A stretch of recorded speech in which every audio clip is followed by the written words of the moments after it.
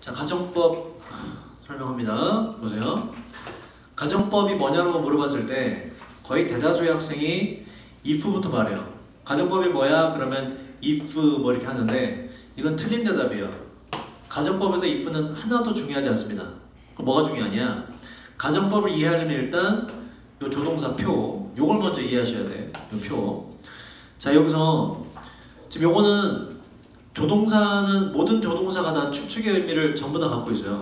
추측이 뭐니? 뭐뭐일지도 몰라 이런 거 전부 다 추측의 의미가 있고 이 might의 뜻이 뭐지? 뭐뭐일지도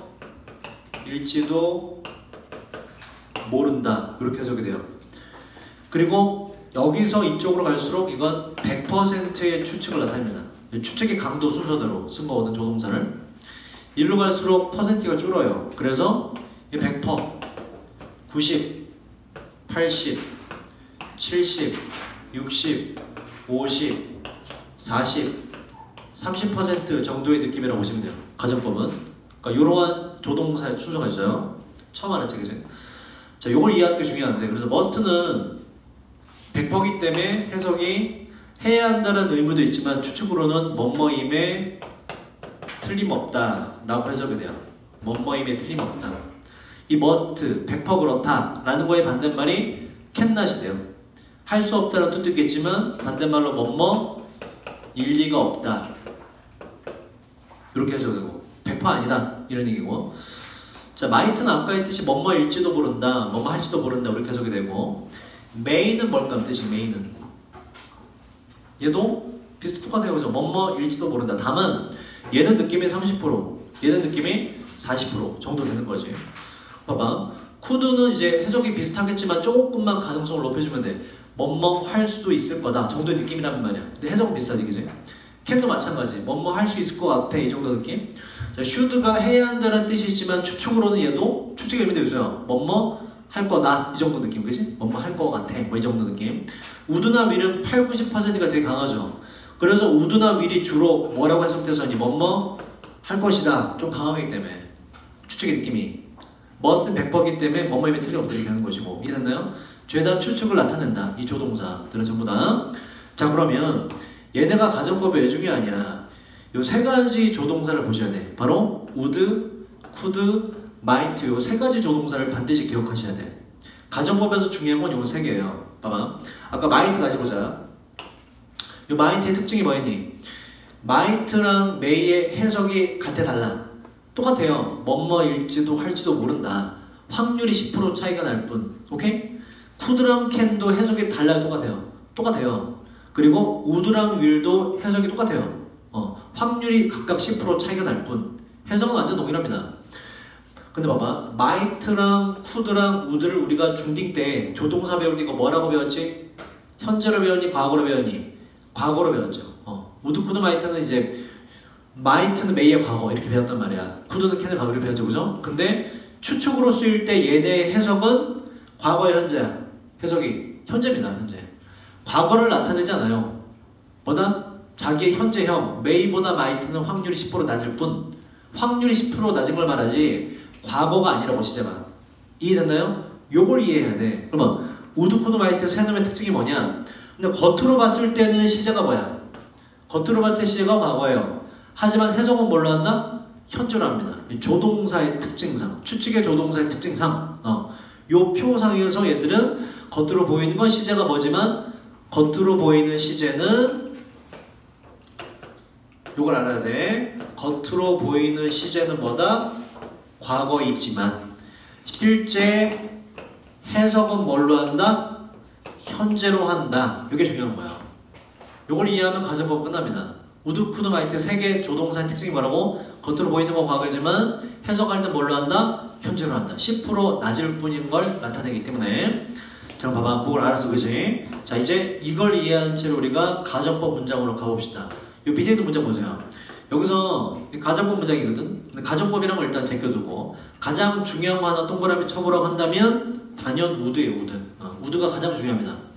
would가 나왔네. 자, would의 특징이 뭐라고? 겉으로 보이는 건 뭐다? 과거이지만. 하지만 해석은 뭘로 한다? 현재로 합니다. 왜? 조동사 추측으로 쓰였을 때 얘의 의미가 그렇기 때문에. 봐봐. 이 문장 봤을 때 나는 시험에 통과했을 것이다야 할 것이다야? 할 것이다로 가져야 돼요. 우드는 뭐기 때문에? 해석이 현재이기 때문에. 이해됐나요? 오케이. 그럼 봐봐. 그럼 우드가 들어간 문장의 해석이 그러하고 if가 들어간 문장도 볼까? 자, if가 있어요. 그죠? 자, 그 다음 동사를 보자. 동사가 뭐지 이거? 과거 동사네. take라는 동사의 과거네. 그럼 얘를 해석을 과거로 하느냐? 아니야. 왜? 우드 따라가는 거야. 우드가 뭐였니? 겉으로 보이는 건 과거지만 해석은 뭘로 했어요? 현재로 했죠. 그래서 if의 문장도 똑같이 맞춰주는 거야. 겉으로 보이는 건 과거지만 해석을 뭘로 한다? 현재로 해줘야 돼요. 그래서 내가 류쌤의 수업을 들었다면이 아니라 내가 류쌤의 수업을 듣는다면이라고 현재로 해석을 해줍니다. 우드가 그러하기 때문에. 그래서 이 문장의 정확한 해석은 만약 내가 류쌤의 수업을 듣는다면 나는 시험에 통과할 텐데 이런 얘기예요. 오케이? 그러면 해석을 현재로 하는데 왜 took이란 과거 동사를 썼냐? 영어에는 뭐가 존재하기 때문에 바로 겉으로 보이는 시제를 똑같이 맞춰준다는 시제일치라는 게 존재하거든. 그래서 우드가 겉으로 봤을 때 뭐기 때문에 이게 과거이기 때문에 if의 문장도 시제를 겉으로 보이게 똑같이 과거 시제일치 때문에 과거를 맞춰준 거예요. 하지만 해석은 뭘로 한다? 현재로 한다. 이게 가정법의 포인트입니다. 이게 일단 전제 조건은 가정법으로 의심되는 문장에 조동사 뭐가 들어가야 된다? would, could, might 셋 중 하나가 들어가요. 그리고서 would가 들어간 문장 말고 if가 들어간 문장의 동사가 똑같이 과거가 됩니다. 하지만 이 문장은 해석을 뭘로 한다고? 현재로 반드시 해야 돼. 왜? would의 성질이 그러하기 때문에. 이해됐나요? 해석을 현재로 한다. 그러면 얘의 명칭이 뭐냐? 겉으로 보이는 시제가 뭐지? 둘 다 과거죠. 그래서 얘를 부르는 걸 뭐라고 불러? 가정법 과거라고 부르는 거예요. 겉으로 보이는 시제 그대로 외형 따라서. 하지만 해석은 뭘로 한다? 해석은 현재로 한다. 왜? would의 특성이 그러하기 때문에. 이해됐나요? 이게 바로 가정법 과거다. 해석을 현재로 한다. 그럼 의미가 만약 내가 류쌤의 수업을 듣는다면 나는 시험에 통과할 거다. 실제로는 어떻다? 실제로는 듣지 않아 시험에 떨어질 거야 라는 걸 아쉬움을 드러내는 문장이라고. 이게 바로 가정법 과거다. 자, 그럼 보세요. 밑에 있는 그 문장을 몇 개 더 볼까? 요 문장 봐봐. 요 문장에서 가장 중요한 건 뭐겠니 지금? 가장 중요한 건 동그라미 쳐본다면 당연히 could죠. 그죠? could가 나왔네. 이거 뭐다? 겉으로 보이는 건 과거지만 해석은 뭘로 한다? 현재로 한다. 그는 그녀를 행복하게 만들 수 있을 텐데로 가요. 만약 자 if가 들어간 문장을 씌워보자. if 문장은 뒤로 와도 되죠? 시작은 뭐냐 지금? 과거죠. 그죠? 근데 얘 해석 뭘로 한다고? 현재로 한다. 왜 과거가 된다? could 때문에 시제일치 때문에 이렇게 된 거지. 그치? 해석은 뭘로 한다? 현재로 한다.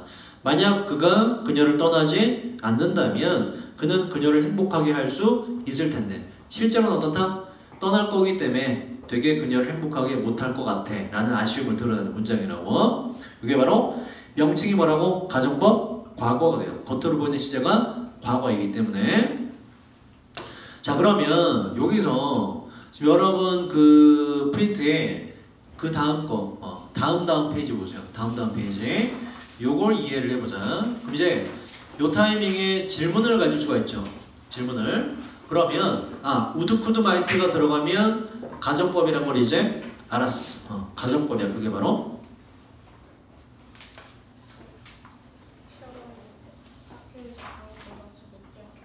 오네. 알았어. 자, 그거 보자. would 말고 will이라는 조동사를 쓰면 어떻게 될까? 뭐가 달라질까? 볼게요. 자, 내가 만약 류쌤의 수업을 듣는다면 동사 현재로 갔죠? 나는 시험에 통과할 것이다. 그죠? 요거 하고 요걸 이제 would로 바꾼 방금 가정법 과거 완료 문장 두 개를 비교해볼게. 내가 만약 류쌤의 수업을 듣는다면 나는 시험에 통과할 거다.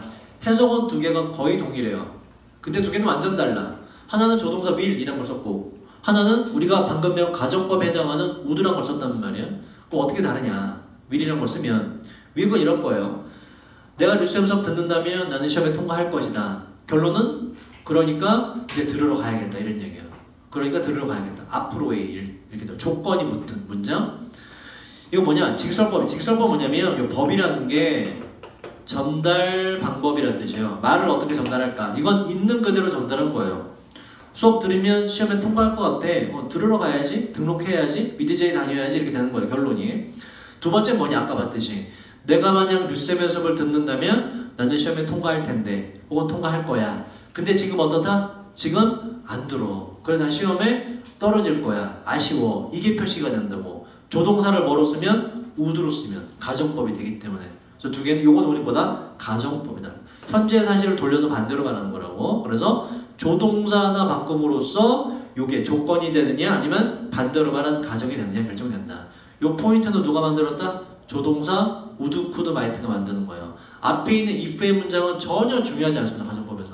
중요한 건 뭐다? 조동사 would, could, might가 있으면 그 문장은 가정법이 될 가능성이 상당수 높다. 이렇게 돼요. 가정법이 될 가능성이 높다.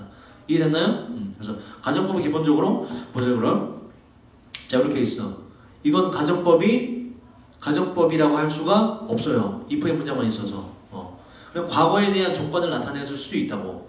하지만 if 문장이 없고 요 문장만 있어. 이건 가정법이 될 수가 있습니다. 상당히 높은 확률로. 나는 시험에 통과할 텐데 시험에 떨어질 것 같아. 이런 얘기거든. 뭐 조동사 뭘 씀으로써 would, could, might 셋 중에 하나를 쓰면 그게 바로 가정법이다. 상당히 높은 확률로. 이해됐죠? 그래서 가정법의 핵심은 if는 없습니다. 가정법이 바로 뭐다? would, could, might 조동사에 있다. 이게 가장 중요해요. 알겠죠? 자 그럼 보자. 다시 그 앞에 페이지로 넘겨보세요. 가정법 과거를 지금 우리가 봤고, 자 가정법에 크게 두 가지가 있어요. 지금 배운 가정법 과거하고 가정법 과거 완료라는 게 있는데 이 두 가지를 구분하셔야 돼. 자 봐봐. 우리가 지금 배운 would, could, might 있죠. 그죠? 조동사. 얘네가 특징적인 게 뭐라고? 겉으로 봤을 땐 시제가 과거이지만 해석을 뭘로 한다? 해석을 현재로 하죠. 자 그럼 봐봐. 얘들이 해석이 현재야. 근데 문제가 발생해. 현재 말고 옛날 일을 좀 과거의 문장을 좀 만들어주고 싶어. 근데 얘네만으로 과거가 표시가 되니 안 되니? 안 되죠. 가정법에서 그치? 얘들은 해석이 뭐기 때문에? 현재잖아. 그죠?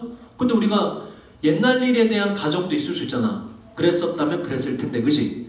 얘네만으로는 그게 표시가 돼야 안 돼. 얘네만으로는 표시가 안 됩니다. 얘들은 가정법에서 해석이 뭐기 때문에? 현재이기 때문에. 이 문제가 발생한다고. 그래서 얘네만으로는 표시가 안 되기 때문에 다른 방법을 취해요. 다른 방법을. 옛날 일을 말하기 위해서. 근데 어떤 방법을 취하냐. 보세요. 여기서 자 하나 정리를 살짝 해보면 우리가 잠깐만 좀 간지나게 해볼까? 간지나네. 이게 잠깐만 이렇게 하고 아씨 안되네. 도형이 잠깐 다시 할게요. 됐다. 간지가 안 난다. 도형으로 좀 멋있게 하려고 그랬는데 다시 해볼까? 선.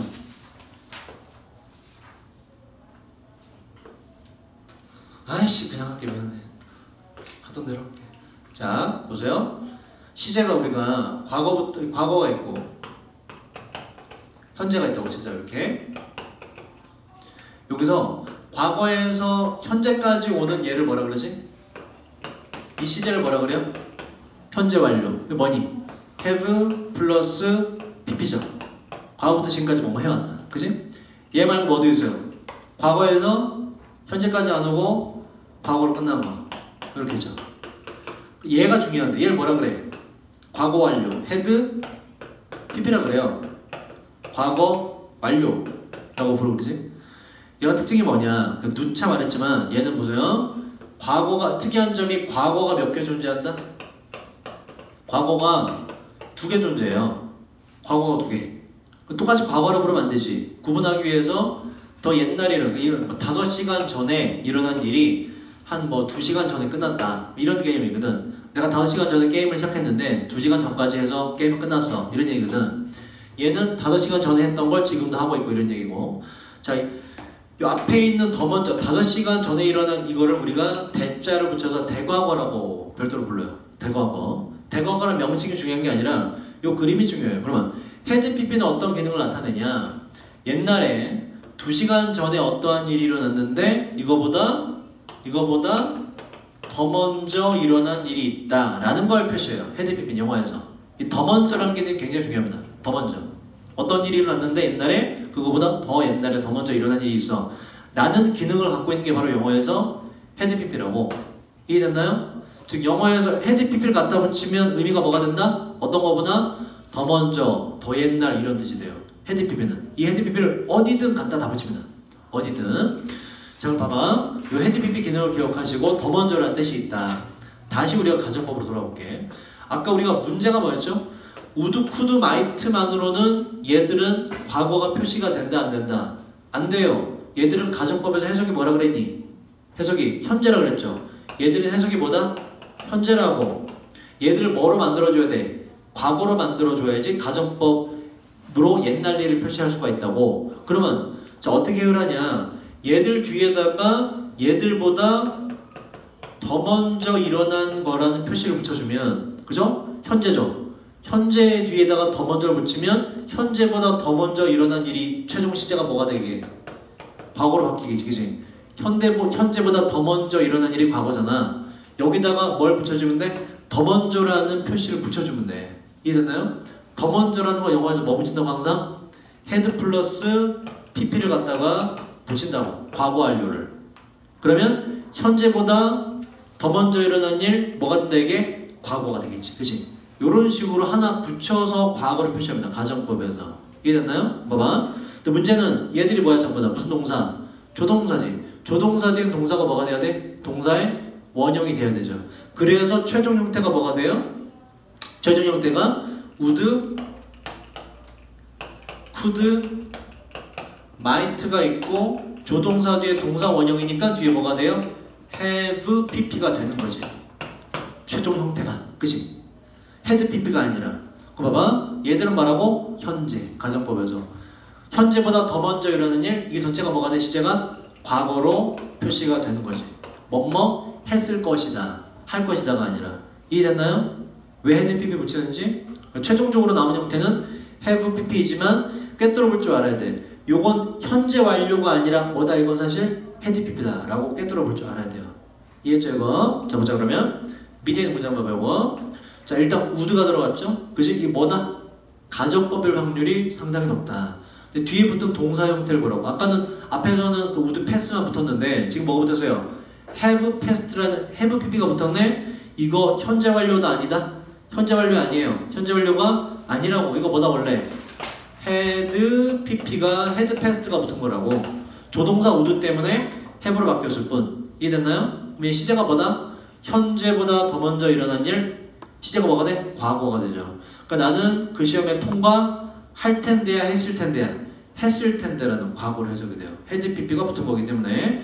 자 영어에 뭐가 존재한다고? 시제일치가 존재한다고. 그래서 if 문장 봐봐. 뭐가 붙었니? 동사가 지금 had pp가 붙었죠. 왜? 얘가 had pp였기 때문에 시제일치를 똑같이 시켜준 것이다.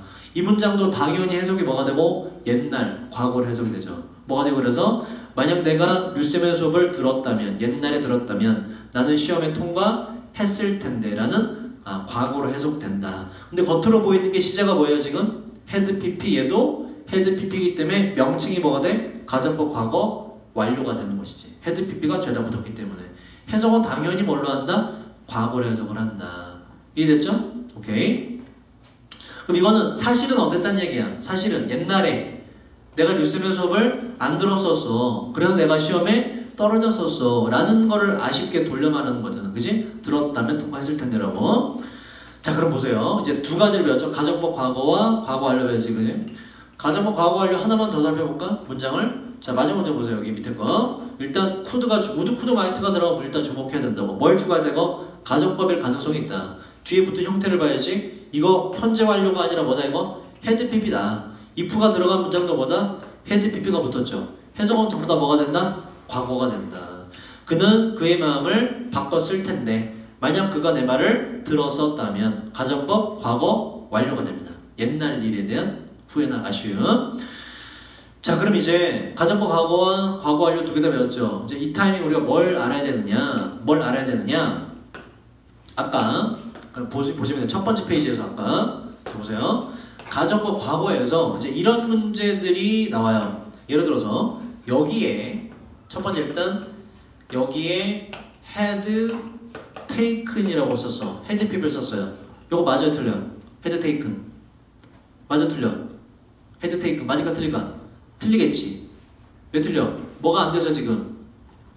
얘는 had pp인데 얘는 뭐가 아니? had pp 있니 없니? 없죠. 뭐가 안 돼서 시제일치가 안 됐지. 가정법 과거는 똑같이 과거 형태로만 맞춰줘야 된다. 그러니까 이걸 뭐로 바꾼다? 이걸 took이라고 바꾸든지 아니면 이걸 뭐로 바꾸든지 would have passed로 had PP 형태로 똑같이 맞춰줘야 돼요.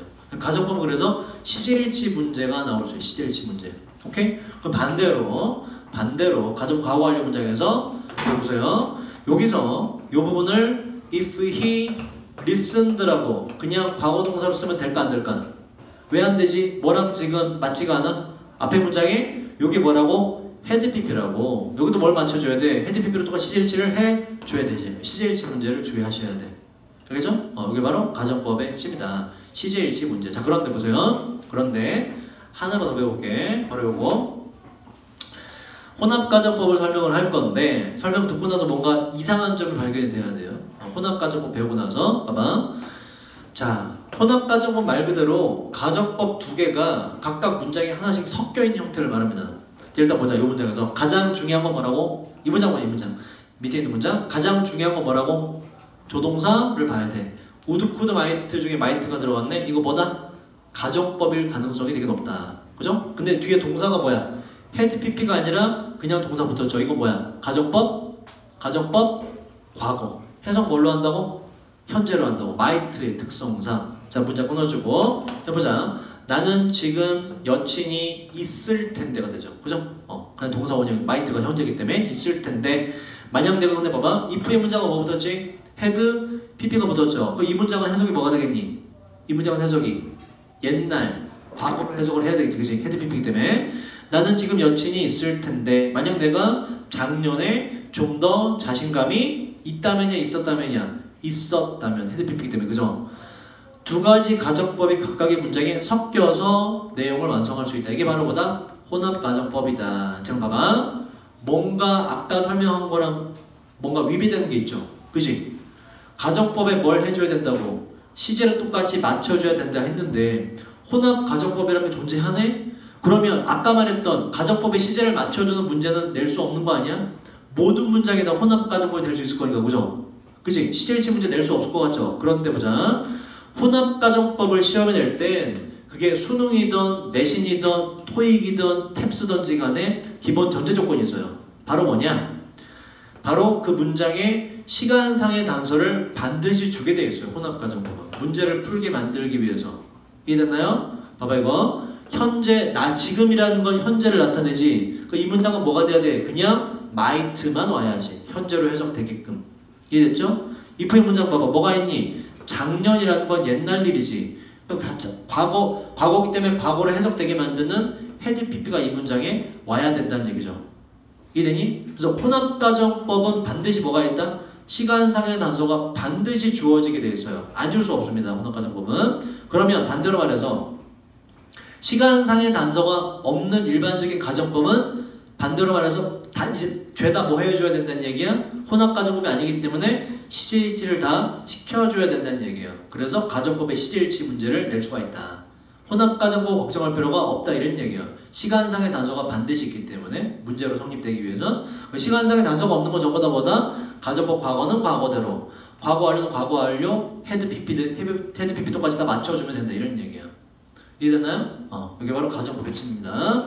두 가지 요거를 꼭 기억하시고 가정법 하나만 더 살펴볼게. 여러분 가정법 페이지의 마지막 페이지 보세요. 숨어있는 가정법이라는 거. 숨어있는 가정법. 자, 요것도 같이 정리해서 알아두셔야 돼.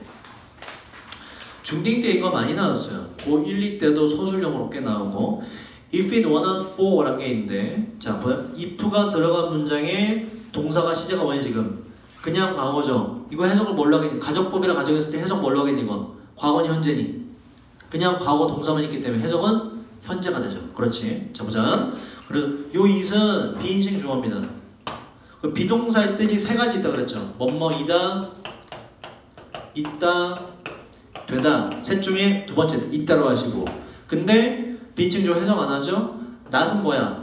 아니 뭐야 합쳐서 없다 이렇게 되지. 그 for랑 묶여서 뒤에 명사가 있을 거고 목적어 있을 거고 그래서 해석이 뭐뭐가 없다면 이렇게 돼요. if it wasn't for 뭐뭐가 없다면 채은아 여기 근데 워 자리에 it이니까 was 써야 되는 거 아니야? 워 틀린 거 아니야? 가정법에서는 비동사를 그냥 were로 다 씁니다. were로. 근데 was 틀렸냐?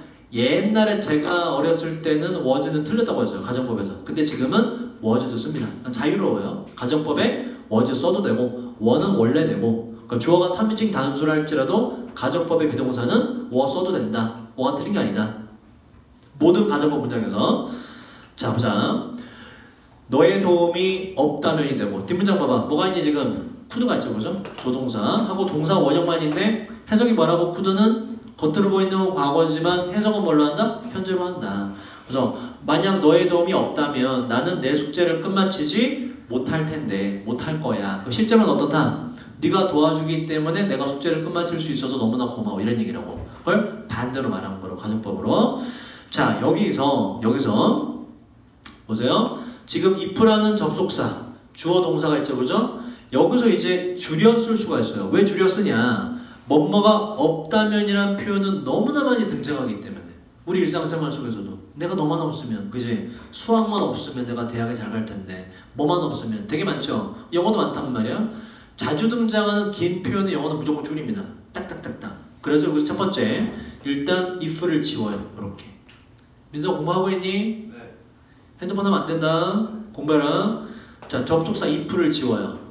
지우면 지웠다는 표시를 해줘야 돼. 그게 뭐냐? 가장 간단한 방법이 주어랑 동사 위치를 서로 바꿔주는 겁니다. 그래서 이게 were it not for라는 표현이에요. were it not for 이렇게. 그럼 여기서 어법 문제를 낼 수가 있죠. 여기서 뭐가 되면 틀려? it were not for가 되면 안 되는 거지, 그지? 이렇게 쓸 거면 다시 뭘 살려주고 if를 다시 써주든지 아니면 if를 안 쓸 거면 반드시 주어 동사 위치를 바꿔주는 도치를 시켜주든지 선택을 반드시 해야 돼요. 그래서 요거는 될 수가 없다. 그러니까 were it not for가 뭐뭐가 없다면 똑같은 뜻이고 요걸 두 단어로 줄인 게 또 but for 라는 게 있어요. 뭐뭐가 없다면 하나로 줄인 얘가 제일 많이 씁니다. without 뭐뭐가 없다면 전부 다 동일한 표현이에요. 뭐뭐가 없다면이라는 가정법 과거에 해당되는 문장들. 자 그런데 여기서 볼게요. 요건 지금 가정법 과거죠. 그죠? 그러면 이거에 해당하는 뭐도 존재하겠니? 우리가 앞에 배웠던 가정법 하나 더 있잖아. 가정법 과거 완료도 존재하겠죠. 뭐뭐가 없었다면이라고 해석되는 그지? 걔를 뭐 밑에 있지만 우리가 요걸 보고서 형태를 바꿔볼게. 그래서 외워야 돼 이건 if 하고 그 다음에 요거에다가 had pp를 붙이면 되죠. 뭐가 되니? if it 비동사를 얘를 had pp로 바꾸면 되지. 뭐가 되니 그럼? if it had been 이런 게 되죠. 그런데 뭐가 있니? 부정이 있네. had pp, have pp 부정은 여기다 중간에 넣죠. 마지막에 for가 남았지. 그래서 이렇게 if it had not been for라는 게 완성돼요. 이게 뭘 거고 had pp가 들어갔기 때문에 뭐뭐가 없었다면이라고 해석이 되고 그게 이제 밑에 있어요. 자 보자. 류쌤이 없었다면 이렇게 되고 그러면 다른 문장 볼까? would가 들어갔죠. 뒤에 형태가 당연히 뭐겠니? had pp가 붙어서 have failed가 이렇게 완성된 거지. 똑같이 had pp가 시제일지로 들어가는 거다. 이름은 뭐라고 이게? 가정법 과거 완료라고. 해석은 당연히 뭘로 하고? 과거로 해석을 하고 had pp이기 때문에 만약 류쌤이 없었다면 나는 시험에 떨어졌을 텐데 실제로는 류쌤이 있었고 그 덕분에 시험에 붙었다 이런 얘기인 거죠. 옛날에. 자 이것도 똑같아요. if를 지울 수 있어. 너무나 많이 등장하는 표현이라서 if를 지운다. 지우면 뭐 하라고? 지웠다 표시를 꼭 해줘라. 그래서 주어 it이랑 had랑 위치를 두 개를 싹 바꿔주는 거예요. 그래서 뭐가 된다? had it not been for가 돼요. 요 기억해.